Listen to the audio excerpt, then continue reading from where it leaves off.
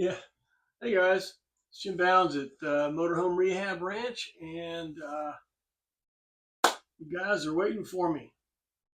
I've had all kinds of comments and things about what we're doing here, and all kinds of creative ideas, and oh, we can do this and that, and boy, um, slow down a little bit. Let's talk now. This video is about upgrades to Electro-Level, the original Electro-Level system, with the relays, all the stuff here. This picture will be below. All right. They were onto something. They really were, because they realized with the power levels system, they had it several years, and they realized that the problem with the power level system was containing air all the time. Big problem. Plus, the air valves that were on the dash were not that reliable, and when it went down, the down air came out behind the dash. It scared people. It made sense, you know? So I can see it now, salesman. All right, we're going to sell another one of these motorhomes. This is a 76 model. Oh, we got some new ones coming in. What are they going to do? Oh, they have a new air ride system. We got the power level. Yeah, we're going to come out with the electro level. Oh, great. Electronics now. Electro. Who's going to work on that? Hey, get the kid over here. Have him work on it. Well, the mechanics really didn't like this idea. It was a precursor to the Electro-Level 2. I'm going to show you ways, but it was very, very labor intensive. First of all, remember the big air tank that you had in your power level system? Some people even put an air chuck on it and tried to fill up flat tires and floaties and stuff like that. Well, the Electro-Level system had this small air tank. Wait a minute. I did not define this correctly. This is not an air tank. Look, there's only one fitting on the bottom to leak out the condensation. No, this is an accumulator. This is a small accumulator. Actually, a large accumulator. If you look at the Electro-Level 2, had a plastic accumulator at the top of it. I'll show you right there. It's right on the top. This was a manufactured accumulator, if you want to call it. They used parts that they had on the shelf that they could get from Skinner, Solenoids, or whatever. This is a tiny little tank, which is an accumulator. Electro-Level 2 had accumulator. Okay. The problem with this Electro-Level system is a lot of connectors and a lot of fittings. Each one of these solenoids, and these solenoids, before we talked about, it's about $100 a piece. There's so many places that have leaks. It just seemed like they could never get it stopped. All right. Now, if you've got your stopped and it works pretty good, all right, I would invest and put the last solenoid in the train. See, there are two chains. This is right, this is left. At the end of the chain, right here, the last one is the shutdown solenoid. In other words, when you put it on hold, basically shut it off, that clicked off, and it doesn't matter where the leaks were in here, the air system stayed up. So at a bare minimum, if you want to really get this thing where it's more reliable, where it's not going to leave you on the road, Horn Blasters has these. Now, this last fitting, this is a 7/16. Theirs may be 1/4 inch. I have to do some reducers, but they're inexpensive. These solenoids through Horn Blasters probably $40 or $50. I would replace these two outer ones. Also, on the solenoids, I would replace these connectors, or at least clean them up real good. Each one of these connectors has two wires, two connections in it. And they're really hard to get apart. I would open them up. You say, well, it's been there 50 years, leave it alone. Well, that's what's called ghosts in a machine. You leave that connection like that, it's working, but then it starts to get a little corroded and it starts to, not work. Right now, if you want to make this thing reliable, you want to redo or really clean each one of these connections. Okay. All right. Next thing that you'd want to do to this system, coming off the accumulator, the 90-degree elbow, and then this piece right here. This is a standalone check valve, and it's probably dead. Okay, so when you get your new compressor, we'll talk about a compressor in a minute, you're going to take this out, throw it away, and connect the braided stainless line of the Vire compressor right to that 90-degree elbow. Okay? All right. Next thing, this regulator. Now, it's just like, as we said before, in Grandpappy's compressor or the shop compressor. And it's very reliable, but let's give it a gold watch, get rid of it. We want to change it to a fixed regulator. Again, Horn Blasters has them. You want 110 off, 110 PSI off, 145 PSI, high side, 110 low side. Okay, so 110 on, 145 off. Now, Horn Blasters will be a 7/16 fitting. The fitting on the back of here is a 1/4-inch pipe. So when you take this off, you're going to have to put a reducer here and put that on. Now you see you got these two wires right here. There's a brown one and there's a green one. Now, what do? Right here, figures, I'll give you a call back. Right here, used to have a can on it. This is your relay. Now, this is the same relay that I said that we have in our dash AC blower, a standard brand RY12. And if you look at it real carefully, this thing has been burnt up. You see? Yeah. You can see this is the wire coming in. Brown is coming in. Now, this relay is a 30 amp relay. And it got hot. I can tell you something. So here's what you want to do. The next thing you want to do, we want to rewire this on-off blower relay. Okay, the brown wire coming in. You want to cut it on the bottom of the relay. There's a 3-wire connector. Take the brown wire and cut it. That brown wire is power that goes all the way to the front of the coach.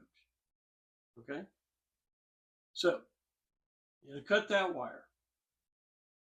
You're going to connect an 8-gauge wire to this.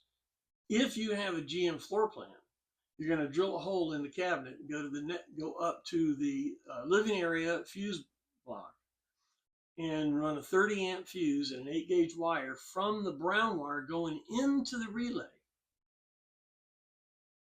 to the living area electrical system.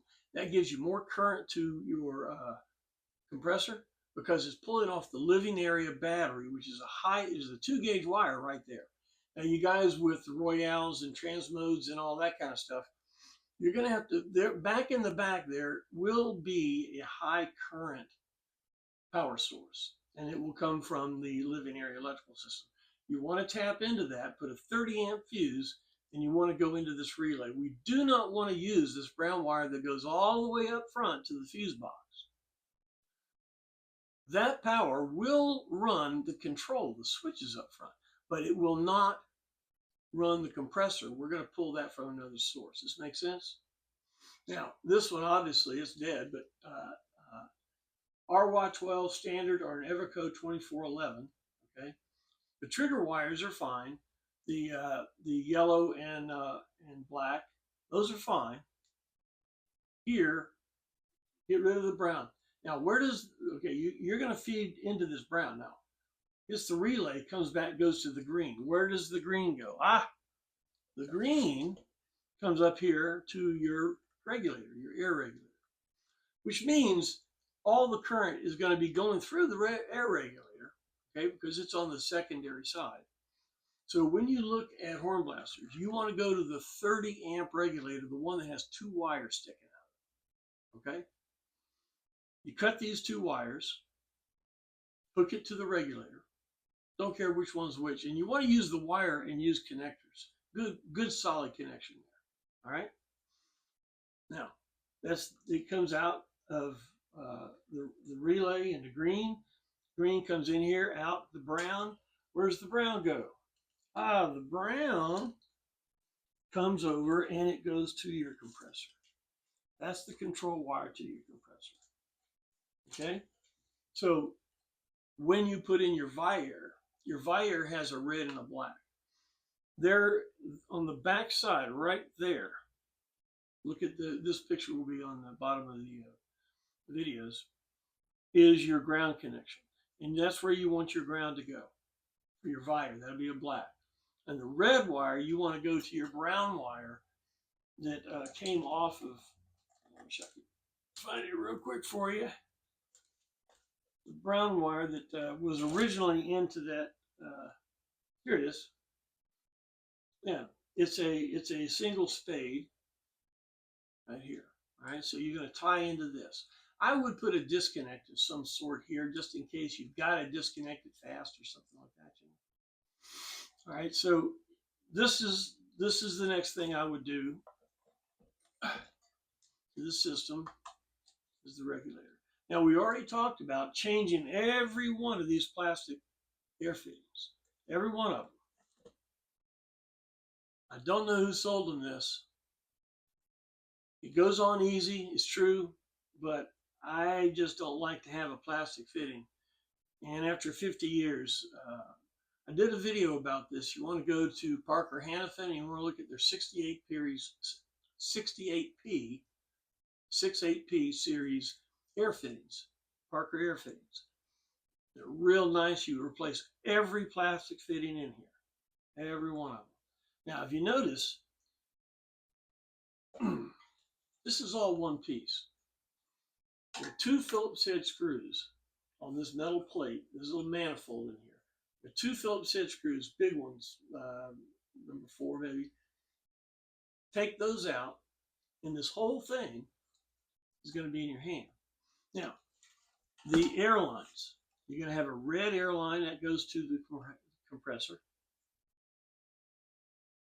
The end solenoid, which is blue and gray, these 2 go to your airbags. And then these 2 go to the height control valve, left and right. All right? These airlines are pretty good. I don't have a problem with reusing the airlines at all. Okay? Just be sure they're not going to be chafed or pulled hard or anything like that.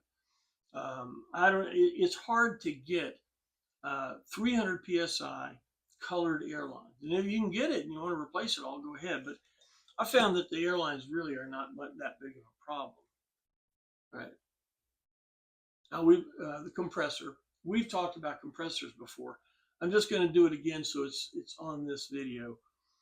Go to hornblasters.com, go down to their compressors. And we use a Viair compressor. We use the 380. Why? Well, the 380 gives you enough CFM that it works better than it did before. Pulls much less current. And it fits. You know how your Electro-Level compressor, that beautiful blue thing, it will fit in that spot just perfect. Okay? So a 380 is a minimum. It's 100% duty cycle. It's a very nice compressor. With the 380 in there, take that out. It fits right in there. Your red line goes to it. Your red and black wire, and that's it. All right. Now, another thing, you say there's 3 switches up there. Well, you got a switch to the left, up and down, that makes sense. Switch on the right, up and down, that makes sense. Then you have one in the middle that's auto. If you understand the logic of it, the one on the left and the one on the right needs to be in the off position, in the middle, the center position. And then when you push the auto, it controls both sides, and it runs the high control valves or the auto system for both sides. Now, how does it do that? Before I started this series, the guy said that his system worked on up and down, but it did not work on auto. In the manual, and again, this picture will be below, but in the manual, here's your control panel. Right behind the control panel, about 4 or 5 inches, there are 2 connectors. Looks like there's nothing connected into them, but each one of those connectors has a diode. That's how the one switch runs both sides. Okay? If you have a problem with the auto system, say one side doesn't work or whatever, it could be the solenoid, because that's the first issue. But it could be one of these diodes is burned out. One's for the left side, one's for the right. How do you find it? You take the 4 screws off that front plate, you follow the wire back about 4 or 5 inches, and you'll find it. You'll find them right there. All right. This is another problem with these Electro-Level, is it's an electrical circuit. It's an electro-pneumatic mechanical system. Okay. Each one of these switches has contacts, and the contacts can get corroded. The good news is these switches are made by Pollock, P-O-L-L-O-C-K. They're Mexican, but they can be taken apart and rebuilt. I did a video about this. You can take them apart and polish the points and stuff and put them back together.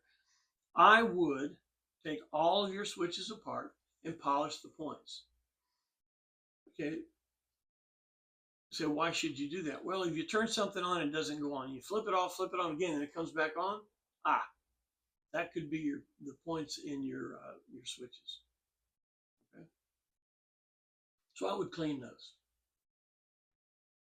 In the fuse box, I don't have a picture of this, but in your fuse box on the top, the one that says SUS, and it has that plug-in circuit breaker, right? Over the years, the circuit breaker could have failed and somebody could have put a fuse in there. You could be running on that. Well, you won't need to have a high current circuit breaker in there anymore, because remember, we took off the brown wire that goes all the way to the back.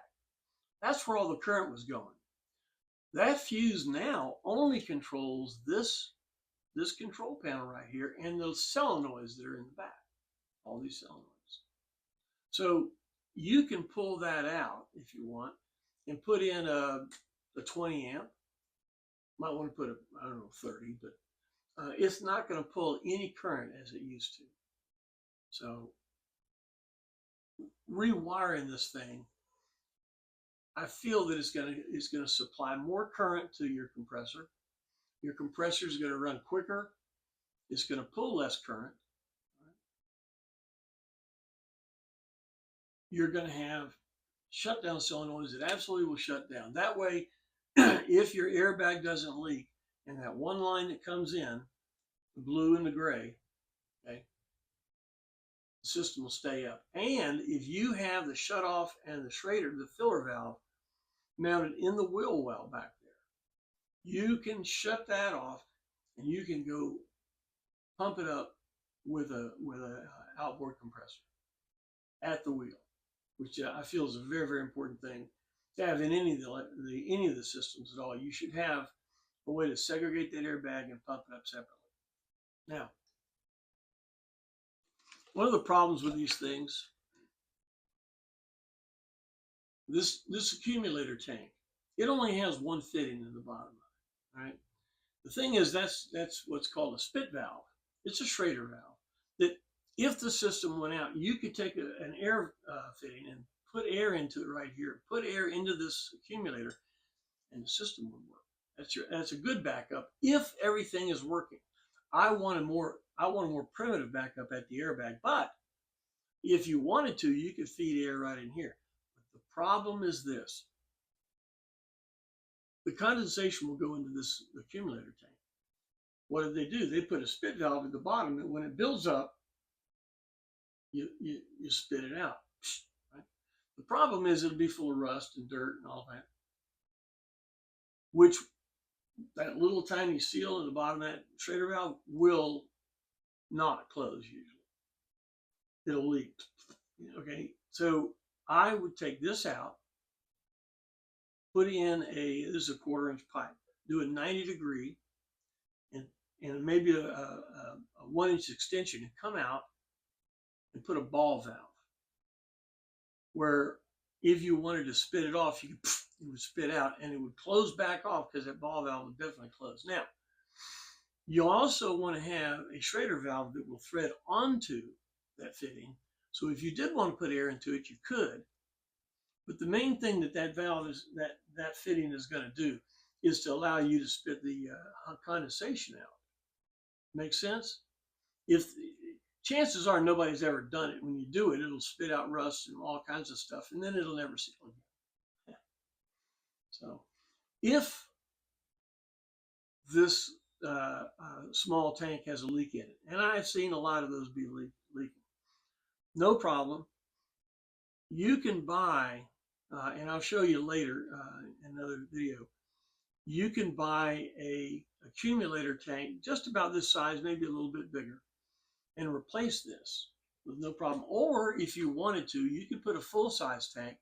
See, I feel that's kind of going backwards, because if you wanted to have air on board, then I would have a 110 compressor, an onboard tank, and all that kind of stuff, because this little 12-volt thing, I mean, you're going to run the brains out of it to try to do anything like with an air saw or any kind of tool, or even pumping up a tire could take a little bit of time. So my personal opinion is, I really don't want to set this thing up as dual use where you've got onboard air. I mean, look at it this way. You don't hook up something to the power steering system so you have a hydraulic going over here to run something. Let's keep the suspension, all the components of the suspension for the suspension. That makes sense? So I'm not a big proponent of putting air fittings and all that kind of stuff on this system. Let's have this system just run the air ride, okay? Now, the Electro-Level system was only used, for a year and a half, because if you look at it, they knew that they wanted to go away from a standby tank, because the system wasn't used that much, and when it did, it needed to work right now. And a little expansion tank, if it didn't leak, would hold enough air that when it turned on, it would come on. But if it didn't hold air, if any of these fittings leaked and this thing went down, it wouldn't take very long for it to pump back up. And to have some sort of a expansion like this, or a wide point in the pipe, that's what expansion tank or pipe is a good thing, because it helps the system be more level. Doesn't have to come on, turn on and off all the time. So expansion tank is a good thing. You don't have to have it, but they had an Electro-Level 2 in an OE version. The Electro-Level used it in this basically off-shelf version that they made. So this was what they wanted the Electro-Level 2 to mimic. In other words, this had the logic to it, had all the things they learned from the power level. This is what we want it to work like, guys. And hold on, we'll have a better one coming up soon. All right?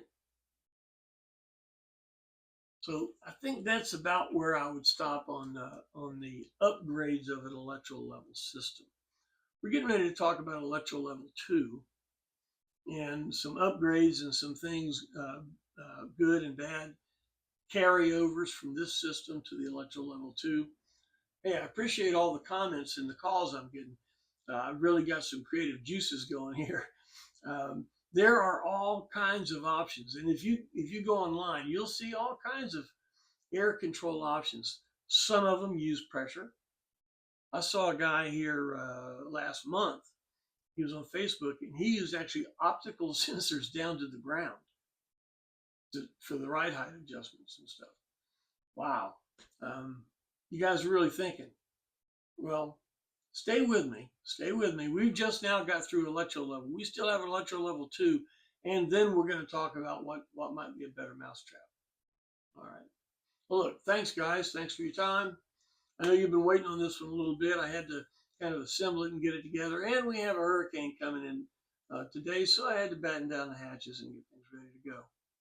Great. Well, thanks for your time. Hit like and all that if you see me on YouTube. Please go to Patreon, though, also. All the pictures that I'm using here will be there, and there'll be some verbiage and things. And you have a spot there you can comment much easier than on YouTube. All right, guys. We'll see you next time. Electro-Level 2. See you then.